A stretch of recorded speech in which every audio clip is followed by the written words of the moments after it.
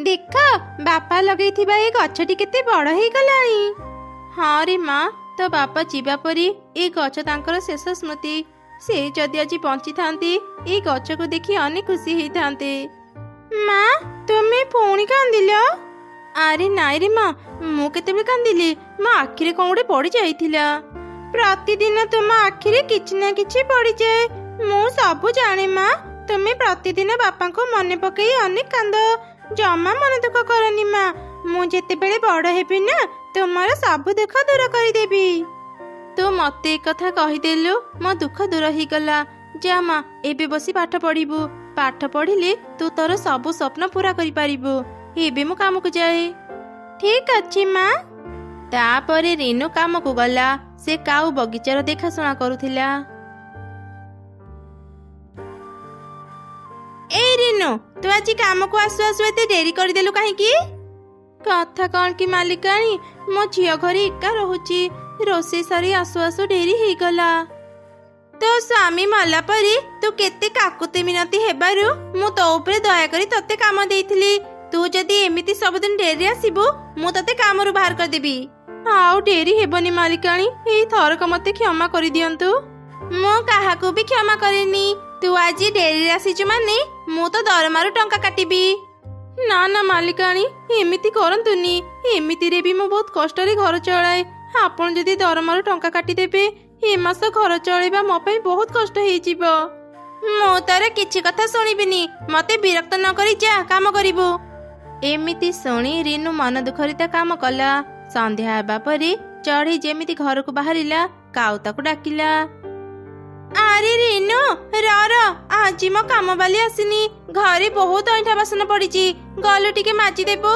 किंतु मालिकाणी संध्या हे गलानी, घरे मो झियो एका अछि। राति सुधा जदि घर को न फेरिबी से अनेक भय करिवो। रेणु तते केवल काम न करिया पई बहाना दरकार। तो झियर किछि भी हेबनी। जे शीघ्र बासन माजिबो। आउ जदि मो काम न करिवो काली ठुआउ आसीबुनी। ना ना मालिकाणी, एमिति कहंतुनी। ठीक अछि, मु केवल बासन माजिबी, तापरे घर को जिबी।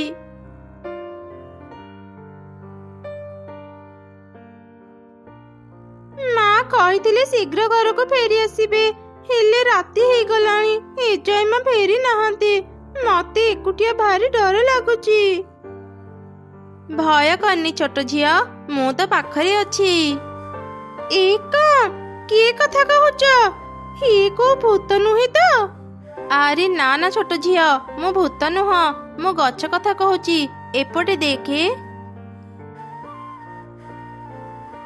अरे सतरे तो तुमे गोटे गछ, तुमे कथा कहि पारुच?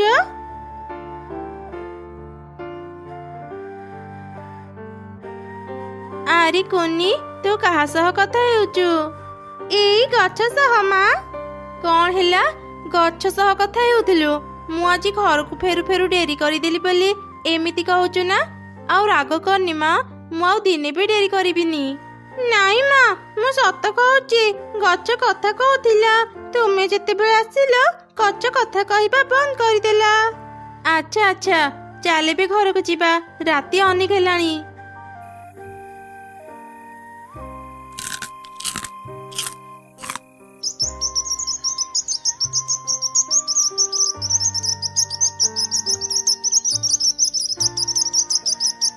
गछ आउ कथा कहूनी कौन पाई? ता माने कौन मु काली भूल सुनिथिली? ना ना, तू भूल सुनिनु। मु समस्तंक सह कथा हुएनी, केवल छोट छुआ माने ही मते सुनी पारंती। प्रकृतरे मु गछ नुह, मु जणे परी। हेले तुमे परी हे गछ केमिति हेलो? मते कुह।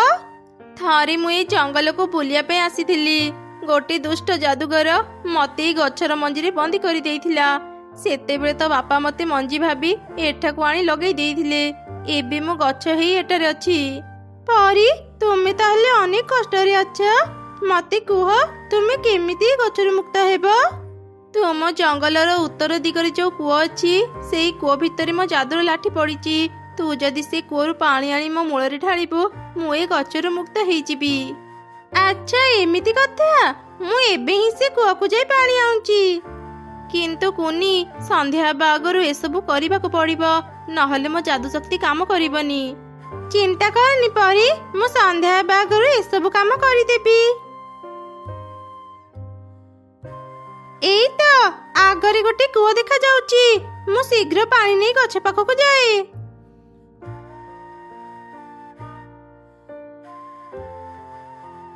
ଏମିତି କହି କୁନି କୂଅରୁ ପାଣି ନେଇ ଶୀଘ୍ର ଘରକୁ ଗଲା ଆଉ ଗଛ ମୂଳରେ ଢାଳିଲା। ସଙ୍ଗେ ସଙ୍ଗେ ଗଛ ଭିତରୁ ପରି ବାହାରି ଆସିଲା। ଆରେ ତୁମେ ତ ସତରେ ପରି। ହଁ କୁନି, ତତେ ବହୁତ ବହୁତ ଧନ୍ୟବାଦ, ତୋ ପାଇଁ ମୁଁ ଆଜି ମୁକ୍ତ ହେଇପାରିଲି।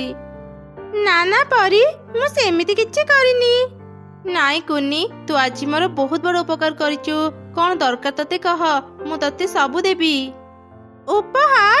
ନା ନା ପରି, ମୋର ସେମିତି କିଛି ଉପହାର ଦରକାର ନାହିଁ। କୁନି, ତୁ ଯଦି ଚାହିଁବୁ ମୁଁ ତତେ ସୁନା ଟଙ୍କା ଭର୍ତ୍ତି ବାକ୍ସ ଦେଇପାରିବି। ତୁ ଆଉ ତୋର ମା ଏଇ ଜଙ୍ଗଲର ସବୁଠାରୁ ଧନୀ ପକ୍ଷୀ ହେଇପାରିବ। ନା ନା ପରି, ମୋ ମା ସବୁବେଳେ କୁହନ୍ତି ଲୋଭ କରି ନୁହଁ, ପରିଶ୍ରମ କରି ଯାହା ବି ପାଇବୁ ତା ସବୁଠାରୁ ମୂଲ୍ୟବାନ। ମୁଁ ଜାଣେ ତୁ ଆଉ ତୋ ମା ବହୁତ ଭଲ, ହେଲେ ମୁଁ ଖାଲି ଏମିତି ଏଠାରୁ ଯାଇପାରିବିନି। ମୁଁ ତମମାନଙ୍କୁ ଏମିତି କିଛି ଦେବି ଯାହାଦ୍ୱାରା ପରିଶ୍ରମ କରି ତମେମାନେ ଟଙ୍କା ରୋଜଗାର କରିପାରିବ। ଆଜିଠୁ ଏ ସିଲେଇ ମେସିନ୍ ତମର। ଏ ସିଲେଇ ମେସିନ୍ ଯାଦୁର, ତା କେବେ ବି ଖରାପ ହେବନି। ଏବେ ତୁ ଆଉ ତୋର ମା ପରିଶ୍ରମ କରି ଟଙ୍କା ରୋଜଗାର କରିପାରିବ। ପରି, ମୋ ମାଙ୍କୁ ସିଲେଇ କରିବାକୁ ବହୁତ ଭଲ ଲାଗେ। ଆମକୁ ଏ ମେସିନ୍ ଦେବାରୁ ତୁମକୁ ଅନେକ ଅନେକ ଧନ୍ୟବାଦ।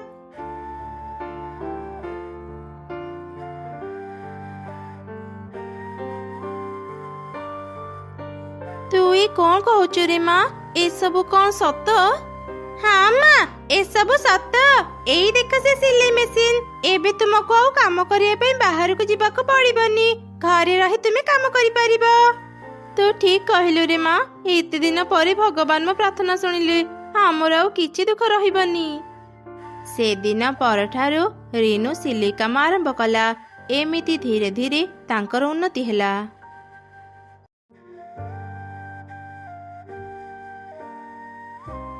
ଆମ ଜଙ୍ଗଲରେ ଗୋଟେ ବି ଭଲ ଫଳ ଗଛ ନାହିଁ ବୋଲି ଆମେ ଏ ଜଙ୍ଗଲକୁ ଫଳ ଖୋଜିବାକୁ ଆସିଲେ, ହେଲେ ଚଢ଼େଇ ଏ ଜଙ୍ଗଲରେ ବି ଆମେ ଭଲ ଫଳ ଗଛ ପାଇଲେନି। କାଉ, ଆମେ ଏତେ ଦୂରକୁ ଆସିଛେ, ଏମିତି ଚାଲିଯିବାଟା ଠିକ ହେବନି। ତୁ ସେପଟେ ଖୋଜି ଦେଖେ, ମୁଁ ଏପଟେ ଦେଖୁଛି। ଏମିତି କଥା ହେଇ ସେମାନେ ପୁଣି ଥରେ ଫଳ ଖୋଜିବାକୁ ଗଲେ। କିଛି ଦୂର ଗଲା ପରେ ଚଢ଼େଇ ଗୋଟେ ଆମ୍ବ ଗଛ ଦେଖିଲା। ଆରେ ଏଇ ତ ଗୋଟେ ଆମ୍ବ ଗଛ ଅଛି। ମୋ ଝିଅକୁ ଆମ୍ବ ଖାଇବା ପାଇଁ ଭାରି ଭଲ ଲାଗେ। ମୁଁ କିଛି ଆମ୍ବ ତୋଳି ତା ପାଖକୁ ନେଇଯାଏ, ସେ ଖୁସି ହେଇଯିବ।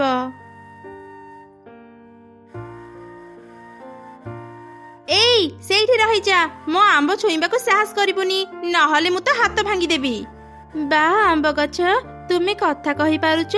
ମୁଁ ତୁମ ପରି କଥା କୁହା ସୁନ୍ଦର ଆମ୍ବ ଗଛ ଆଗରୁ ଦେଖିନଥିଲି।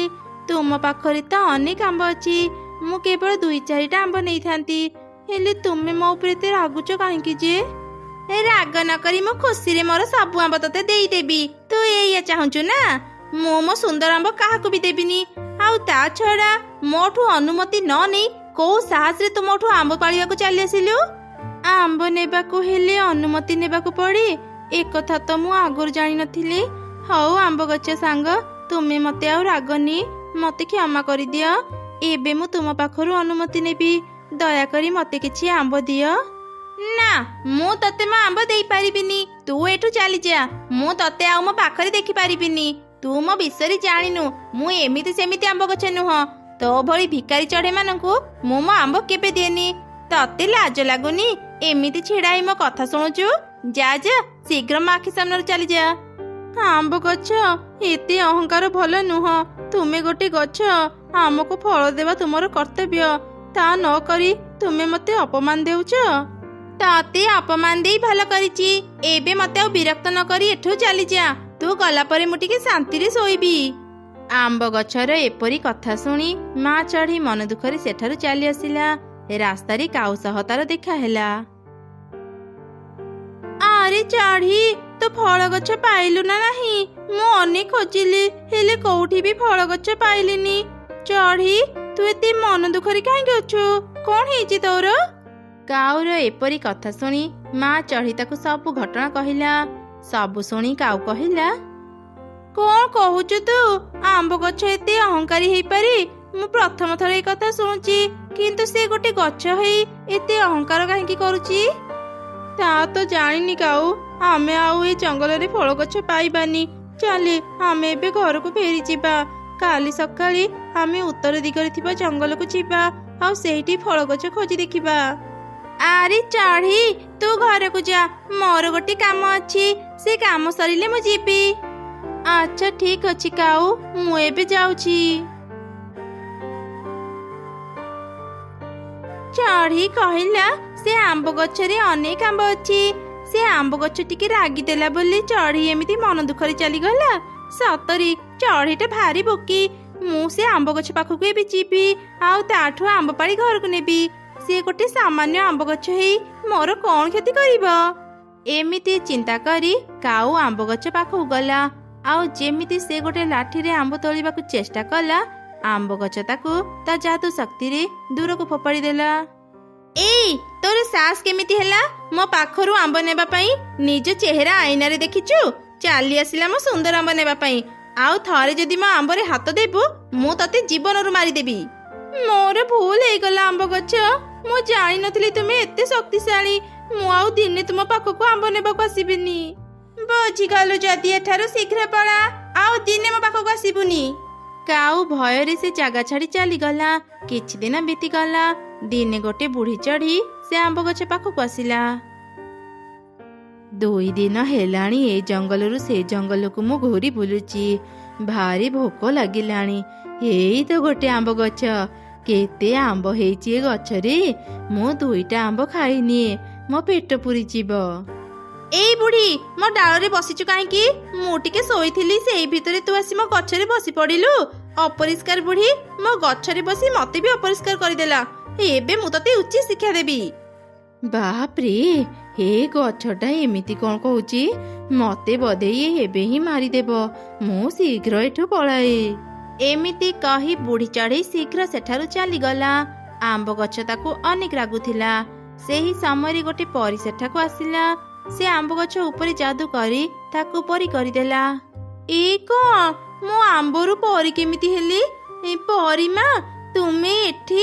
ତା ମାନେ ତୁମେ ମତେ ପରୀ କରିଛ? ତୁମେ କଣ ମତେ କ୍ଷମା କରିଦେଲ ପରୀ ମା? ମୁଁ ତତେ ପରୀ କରିଛି, ହେଲେ ତତେ କ୍ଷମା କରିନି। ତୁ ଯେତେବେଳେ ପରୀ ଥିଲୁ ନିଜ ରୂପକୁ ନେଇ ଅହଙ୍କାର କରୁଥିଲୁ। ସେଥିପାଇଁ ମୁଁ ତତେ ଏଠି ଆମ୍ବ ଗଛ କରି ରଖିଥିଲି। ଭାବିଥିଲି ତୁ ନିଜ ଭୁଲ ବୁଝିପାରି ସମସ୍ତଙ୍କୁ ସାହାଯ୍ୟ କରିବୁ। କିନ୍ତୁ ନା, ତୁ ଜମା ବି ବଦଳିନୁ। ତୁ ସେମିତି ଆଗ ଭଳି ଏବେ ବି ନିଜ ରୂପକୁ ନେଇ ଅହଙ୍କାର କରୁଛୁ। ପକ୍ଷୀମାନଙ୍କୁ ତୁ ଅନେକ କଷ୍ଟ ଦେଇଛୁ, କାହାକୁ ବି ନିଜ ଆମ୍ବ ଖାଇବାକୁ ଦେଇନୁ। ଏବେ ତୁ ତ ଭୁଲର କଠିନ ଶାସ୍ତି ପାଇବୁ। ନା ନା ପରୀ ମା, ମୋର ଭୁଲ ହେଇଗଲା। ମତେ ଥରକୁ କ୍ଷମା କରିଦିଅ। ମୁଁ ଆଉ କେବେ ବି ଅହଙ୍କାର କରିବିନି କି କାହା ସହ ଖରାପ ବ୍ୟବହାର ବି କରିବିନି। ନା, ମୁଁ ତତେ ଆଉ ସୁଯୋଗ ଦେଇପାରିବିନି। ଏଥର ତୁ କଠିନ ଶାସ୍ତି ପାଇବୁ। ମୁଁ ତ ପାଖରୁ ତୋର ସବୁ ଯାଦୁ ଶକ୍ତି ବି ନେଇଯିବି। ଏମିତି କହି ପରୀମା ସେ ଅହଙ୍କାରୀ ପରୀକୁ ନିଜ ଯାଦୁ ଶକ୍ତିରେ ଗୋଟେ ଛୋଟ ପୋକ କରିଦେଲା। ତାପରେ ସେ ସେଠାରୁ ଚାଲିଗଲା। ଅହଙ୍କାରୀ ପରୀ ପାଖରେ ଯାଦୁ ଶକ୍ତି ନଥିବାରୁ ସେ ସାରା ଜୀବନ ସେମିତି ପୋକ ହେଇ ରହିଲା। ଆରେ ଚଢ଼େଇ, ତୋ ପକୁଡ଼ି ନା ମୋ ପିଲାମାନଙ୍କୁ ଭାରି ପସନ୍ଦ। ମତେ ବି ତ ପକୁଡ଼ି ଖାଇବାକୁ ଭାରି ଭଲ ଲାଗେ। ମୋର ତ ଇଚ୍ଛା ହୁଏ ଏକାଥରକେ ମୁଁ ତୋର ସବୁ ପକୁଡ଼ି ଖାଇଦିଅନ୍ତି। ଚିଲ ଦିଦି, ତୁମେ ଜଙ୍ଗଲରେ ସମସ୍ତଙ୍କଠୁ ଧନୀ। ତୁମେ ଚାହିଁଲେ ମୋର ସବୁ ପକୁଡ଼ି ଖାଇପାରିବ। କଣ ଯେ କହୁ ଚଢ଼େଇ? ଏକାଥରକେ ଏତେ ଗୁଡ଼ିଏ ପକୁଡ଼ି ଖାଇଲେ ମୋ ପେଟ ଠିକ ରହିବ ନା? ତୁ ମତେ 2 ପ୍ୟାକେଟ ପକୁଡ଼ି ଦେ, ମୁଁ ଘରକୁ ନେଇ ମୋ ପିଲାମାନଙ୍କ ସହ ଖାଇବି। ଆଚ୍ଛା ଠିକ ଅଛି, ଏଇ ନିଅ। ଏମିତି ଚିଲ ପକୁଡ଼ି ନେଇ ସେଠାରୁ ଚାଲିଗଲା। ଚଢ଼େଇର ପକୁଡ଼ି ଦୋକାନ ପାଖରେ କାଉ ବି ଗୋଟେ ପକୁଡ଼ି ଦୋକାନ ଦେଇଥିଲା। କାଉର ପକୁଡ଼ି କାହାକୁ ବି ଭଲ ନ ଲାଗିବାରୁ ସମସ୍ତେ ଚଢ଼େଇ ପାଖରୁ ହିଁ ପକୁଡ଼ି କିଣି ଖାଉଥିଲେ। ଏସବୁ ଦେଖି ତ କାଉ ଚଢ଼େଇକୁ ମନେ ମନେ ଖୁବ୍ ରାଗୁଥିଲା। ଏ ଚଢ଼େଇର ଦୋକାନ ପାଇଁ ମୋର ଗୋଟେ ବି ପକୁଡ଼ି ବିକ୍ରି ହେଉନି। ଏମିତି ଆଉ କେତେ ଦିନ ଚାଲିବ? ନା, ଆଉ ନୁହଁ। ମୁଁ ଏ ଚଢ଼େଇର କିଛି ବ୍ୟବସ୍ଥା କରିକି ରହିବି। ଏବେ ମୁଁ ଦୋକାନ ବନ୍ଦ କରି ଘରକୁ ଯାଏ। ମୋ ସ୍ତ୍ରୀ ସାଙ୍ଗରେ ଏ ବିଷୟରେ କଥା ହେବି। ତାପରେ କାଉ ଦୋକାନ ବନ୍ଦ କଲା। ଏସବୁ ଦେଖି ଚଢ଼େଇ ତାକୁ କହିଲା, କାଉ ଭାଇ ଏତେ ଶୀଘ୍ର ଦୋକାନ ବନ୍ଦ କରିଦେଲ ଯେ? ଆରେ ଚଢ଼େଇ, ମୋ ଦେହଟା ଟିକେ ଭଲ ଲାଗୁନି, ସେଥିପାଇଁ ଶୀଘ୍ର ଦୋକାନ ବନ୍ଦ କରି ଘରକୁ ଯାଉଛି। ଘରେ ଯାଇ ଟିକେ ଆରାମ କରିବି।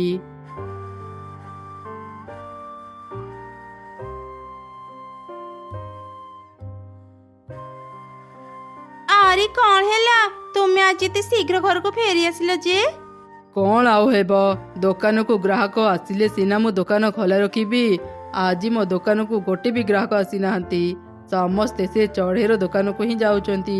ଯେପର୍ଯ୍ୟନ୍ତ ଚଢ଼େଇର ଦୋକାନ ଏଠୁ ନ ହଟିବ, କେହି ବି ମୋ ଦୋକାନକୁ ଆସିବେନି। ହଁ, ତୁମେ ଠିକ କହିଲ। ଚଢ଼େଇର ଦୋକାନ ବନ୍ଦ କଲେ ଯାଇ ଆମ ଦୋକାନ ଭଲ ଚାଲିବ।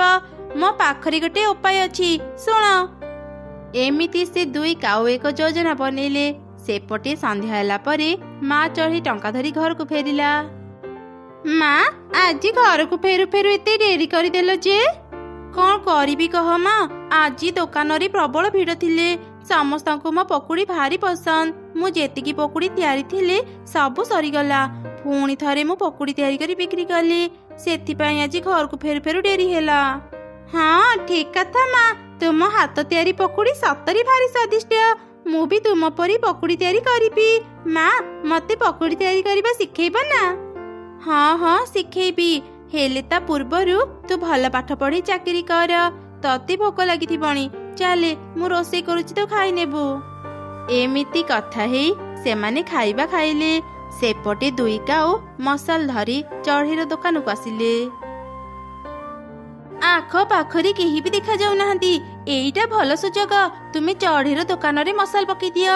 ଚଢ଼େଇର ଦୋକାନ ଯେତେବେଳେ ନିଆଁରେ ପୋଡ଼ି ପାଉଁଶ ହେଇଯିବ, ଦେଖିବି ସେ କେମିତି ପକୁଡ଼ି ତିଆରି କରି ବିକ୍ରି କରିବ। ତାପରେ ସେମାନେ ଚଢ଼େଇର ଦୋକାନରେ ନିଆଁ ଲଗେଇ ସେଠାରୁ ଚାଲିଗଲେ। ପରଦିନ ସକାଳେ, ମାରି ମୁଁ ଜଳଖିଆ ତିଆରି କରିଦେଇଛି, ତୁ ଖାଇକି ସ୍କୁଲ ଯିବୁ। ମୁଁ ଏବେ ଦୋକାନକୁ ଯାଉଛି।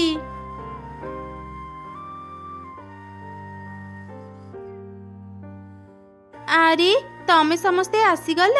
ରୁହ ରୁହ, ମୁଁ ଏବେ ପକୁଡ଼ି ତିଆରି କରୁଛି। ତୁ ପକୁଡ଼ି କୋଉଠି ତିଆରି କରିବୁ ଚଢ଼େଇ? ତୋ ଦୋକାନ ଆଉ ନାହିଁ। ଏଇ ଦେଖେ, ତୋ ଦୋକାନ କେମିତି ନିଆଁରେ ଜଳି ପାଉଁଶ ହେଇଯାଇଛି।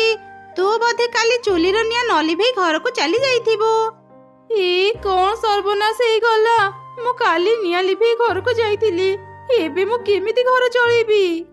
ଆଉ କାନି ଚଢ଼େଇ, ଯାହା ହେବାର ତ ହେଇଗଲା। ଏବେ ତୁ ଘରକୁ ଯା, ଆଉ ଗୋଟେ ଦୋକାନ ଦେବାର ବ୍ୟବସ୍ଥା କର। ଚଢ଼େଇ ମନ ଦୁଃଖରେ ଘରକୁ ଫେରି ଆସିଲା। ଆଉ ତାର ଝିଅକୁ ସବୁ ଘଟଣା କହିଲା। ମନ ଦୁଃଖ କରନି ମା, ସବୁ କିଛି ଠିକ ହେଇଯିବ। ଆଗରୁ ଯେତେବେଳେ ଆମର ଦୋକାନ ନଥିଲା, ତୁମେ ଘରେ ପକୁଡ଼ି ତିଆରି କରି ବିକ୍ରି କରୁଥିଲ। ଏବେ ସେମିତି ଘରେ ପକୁଡ଼ି ତିଆରି କରି ବିକ୍ରି କର ମା। ଯେତେବେଳେ ଟଙ୍କା ହେବ, ତୁମେ ପୁଣି ଥରେ ଗୋଟେ ଦୋକାନ ଦେବ। ତୁ ଠିକ କହିଲୁ ରେ ମା, ମୁଁ ଏବେ ହିଁ କିଛି ପକୁଡ଼ି ତିଆରି କରି ଝୋଡ଼ିରେ ଧରି ବଜାରକୁ ଯିବି। ତୁ ଏବେ ସ୍କୁଲ ଯା, ମୁଁ ଯାଉଛି ପକୁଡ଼ି ତିଆରି କରିବି। କାଉ ଭାଇ, ଚଢ଼େଇର ଦୋକାନ ନିଆଁରେ ପୋଡ଼ି ଯାଇଛି। ସେଥିପାଇଁ ମୁଁ ତୁମ ଦୋକାନକୁ ଆସିଛି। ମତେ ଆଗ କିଛି ପକୁଡ଼ି ଦିଅ, ମୁଁ ଖାଇକି ଦେଖେ। ଯଦି ମତେ ଭଲ ଲାଗିବ, ମୁଁ ଘରକୁ ନେବି। ଆଚ୍ଛା ଠିକ ଅଛି ରାନୀ, ତୁ ବସ, ମୁଁ ତତେ ଏବେ ପକୁଡ଼ି ଦେଉଛି।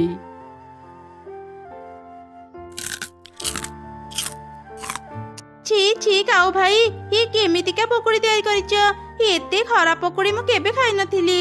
ତୁମର ଏମିତି ଖରାପ ପକୁଡ଼ି ପାଇଁ ହିଁ କେହି ବି ତୁମ ଦୋକାନକୁ ଆସୁନାହାନ୍ତି। ଚୁପ୍ କର ରାନୀ, ପକୁଡ଼ି ଖାଇବାକୁ ଆସିଛୁ, ପକୁଡ଼ି ଖାଇକି ଯା। ଏତେ ବେଶୀ କଥା କହନି। ତୁ ଯୋଉ ପକୁଡ଼ି ଖାଇଛୁ, ସେ ଟଙ୍କା ଦେଇକି ଯା। ଏଇ ନିଅ ତୁମ ଟଙ୍କା। ଏଇ ପକୁଡ଼ି ମୁଁ ଘରକୁ ନେଇ ପାରିବିନି। ଏଇଠି ରହିଲା ତୁମ ପକୁଡ଼ି। ଏମିତି ଯିଏ ବି କାଉ ପାଖକୁ ଆସୁଥିଲା, ତା ପକୁଡ଼ି ନ ଖାଇ ଚାଲି ଯାଉଥିଲା। ସେପଟେ ମା ଚଢ଼େଇ କିଛି ପକୁଡ଼ି ତିଆରି କରି ସେସବୁ ଝୁଡ଼ିରେ ରଖି ବଜାରକୁ ଗଲା ବିକ୍ରି କରିବା ପାଇଁ। କିଛି ଦୂର ଗଲା ପରେ, ଆଜି କେତେ ଖରା ହେଉଛି। ଅଳ୍ପ ସମୟ ଉଡ଼ିଲା ପରେ ହିଁ ମୁଁ ଥକିଗଲି। ଭାରି ଶୋଷ ଲାଗିଲାଣି। ପାଖରେ ତ ନଦୀ ଅଛି, ମୁଁ ପାଣି ପିଇକି ଆସେ। ମୋର ଏଇ ପକୁଡ଼ି ଛୁଡ଼ିକୁ ମୁଁ ଏଇ ଗଛ ତଳେ ରଖି ଦେଇଥାଏ।